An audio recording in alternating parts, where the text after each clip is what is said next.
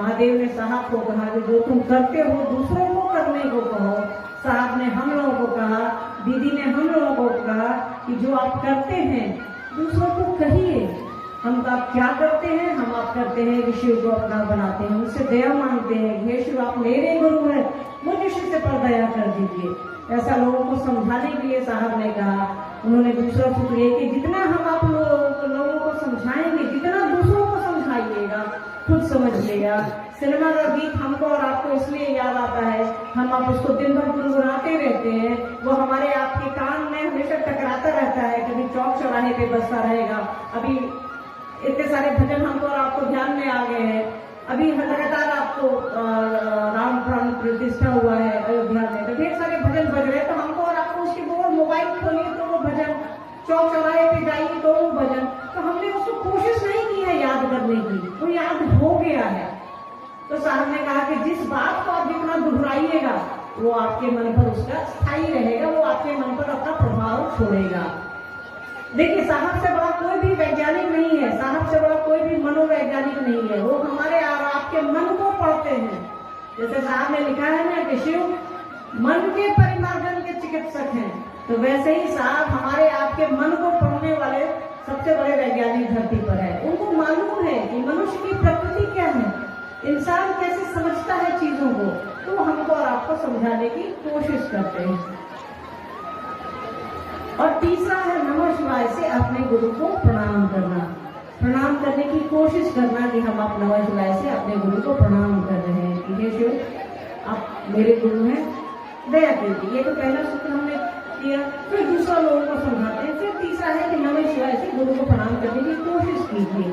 इसके लिए हम लोगों को 108 की नमः शिवाय की गणना है, माला तो बनी हुई है, माला से करनी है तो माला पर करिए, उंगलियों पर करनी है तो उंगलियों पर करिए, या अजपा जप विधि से आप महादेव को गुरु को प्रणाम कर सकते हैं। चलिए कोई बात नहीं, भीड़ हो गई थी, आप लोग आगे एडजस्ट हो गए, कोई दिक्कत नहीं है, ठीक है।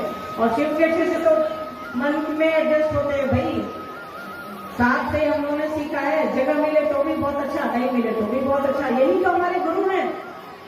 शिव का परिवार देखिए ना, शिव की तस्वीरों को देखिए, वहां बाघ बैल बकरी सब दिखेगा आपको, सांप चूहा सब दिखेगा, सब एक दूसरे के विपरीत हैं, फिर भी बड़े प्रेम से रहते हैं। इसीलिए तो शिव को गुरु बनाने की आवश्यकता है, इसीलिए तो साहब ने कहा कि शिव को अपना गुरु बनाइए, उनसे ज्ञान लीजिए, उनसे सीखिए कैसे जीवन यापन करते हैं, कैसे जीवन जीते हैं।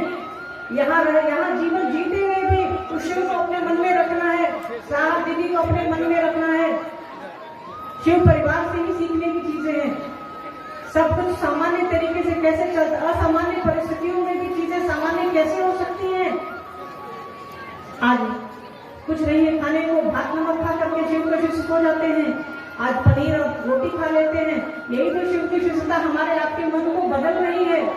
इसीलिए तो साहब ने कहा कि जन जन को शिव का शिष्य बनाइए, लोगों को प्रेरित करिए।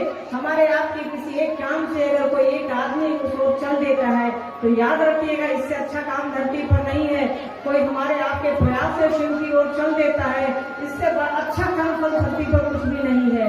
तो साहब जैसा कहते हैं करिए, साहब कह रहे हैं शिव शिष्य बनिए और शिव शिष्य बनाएंगे, कोई नई बात नहीं है। सारे शास्त्र कहते हैं हमारे आपके शिव गुरु हैं, उनको गुरु बनाइए। साहब ने तरीका बता दिया आपको सबौर आने का। मुझे रास्ता नहीं मालूम, हो सकता है आप लोगों से अनेक लोग होंगे जिनको रास्ता नहीं मालूम यहाँ का, आपको पूछना पड़ा होगा।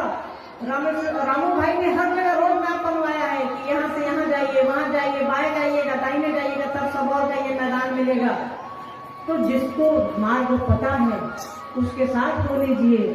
साहब से बड़ा कोई शिव का शिष्य नहीं है धरती पर। हमको और आपको उनसे सीखना चाहिए, शिव शिष्य की तरह सीखे, हम आप इंसान की तरह सीखे। जब हम आप शिव शिष्य हो जाएंगे तो इंसान भी बन जाएंगे हम आप, क्योंकि आज के दौर में तो इंसानियत ही नहीं है। लोग कहता है कि महादेव के पहले से गुरु नहीं थे जो आज गुरु बनाने की जरूरत पड़ी है। ये शिव की इच्छा है कि वो हमारे आपके गुरु बने, पूरी सृष्टि के गुरु बने। वो अनादिकाल से गुरु हैं, जो बनाया है दुनिया को सबसे पहले वही है, उसके बाद ही कुछ है। शिव ने इच्छा की कि मैं एक हूँ, मैं एक से अनेक हो जाऊं, तो उनकी इच्छा ही सब कुछ है। हम आप उसी एक से अनेक होने के परिणाम हैं, तुम जो करते हो दूसरों को करने को कहो। और साहब और दीदी ने हमको और आपको बताया, अब हमारा और आपका काम है किसको दूसरों को समझाएं कि शिव मेरे गुरु हैं, आपके भी हो सकते हैं। इन 3 सूत्रों को करने से कोई भी आदमी शिव का शिष्य हो सकता है, उस रास्ते पे चल सकता है। और साहब दीदी हैं हमको और आपको उस ओर ले जाने के लिए। शिव के रास्ते पर तो आ जाइए, वो हैं। उन्होंने ये नहीं कहा आओ और जाओ शिव की ओर, उन्होंने कहा आओ चले शिव की ओर। उनकी उंगली पकड़े पकड़े चलने की कोशिश करिए, शिव की ओर चलने की कोशिश करिए, अपना काम करिए, जो करते हैं करिए। घर देखते हैं, द्वार देखते हैं, खेती करते हैं, बच्चों को पढ़ाते हैं, स्कूल चलाते हैं, दुकान चलाते हैं, सिलाई करती हैं, कुछ भी करती हैं। इसके साथ साथ शिव को अपना गुरु बनाइए, दूसरों को प्रेरित करिए कि शिव मेरे गुरु हैं, आपके भी हो सकते हैं। तब आपके जीवन में बदलाव आएंगे। ऐसा कोई भी इंसान नहीं है जिसने शिव को अपना गुरु बनाया हो और उसके जीवन में परिवर्तन नहीं आया हो। ऐसा कोई भी इंसान खड़ा होकर ये नहीं कह सकता है। हाँ, क्योंकि हम आप जीव हैं तो हमको और आपको यहाँ जो परिवर्तन दिखता है वो पैसे से दिखता है। तो पैसा ही सब कुछ नहीं है, सामान ही सब कुछ नहीं है। हमारे मन में परिवर्तन हो रहा है, वो शिव की शिष्यता है। एक कहावत हम लोग बचपन में सुना करते थे, मन चंगा तो कटौती में गंगा।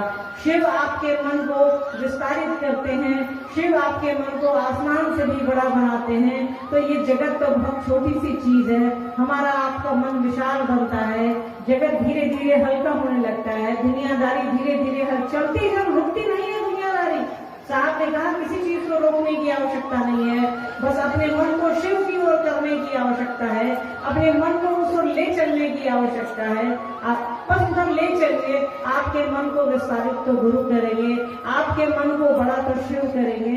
उन्हीं की दया से हमारा आपका मन चलता है, उन्हीं की दया से ये शरीर चल रहा है। वो परमात्मा ही है हमको और आपको बनाने वाला, और वही परमात्मा गुरु की कुर्सी पर बैठा है। तो चलना आसान है, चलने की कोशिश करिए। इस ओर कोई भी मिले उसको जरूर समझाइए कि शिव मेरे गुरु है, अपना गुरु बनाओ।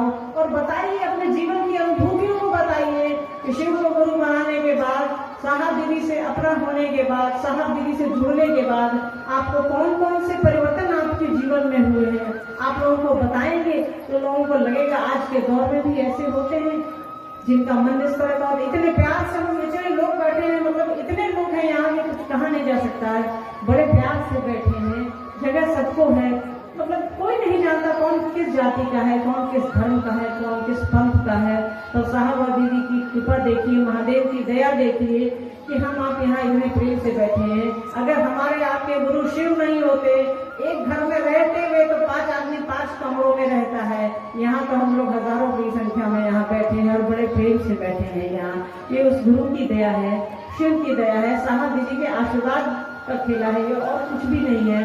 क्योंकि अपनी बात तो अपना बच्चा नहीं सुनता है, हम आप एक दूसरे की बात कहाँ से सुने। ये साहब ने कहा है जो उसका खेला है, शिव हमारे गुरु, ये शब्द का खेला है जिसमें ताकत महादेव ने भरी है, जिसको शुरू किया है साहब और दीदी माँ ने।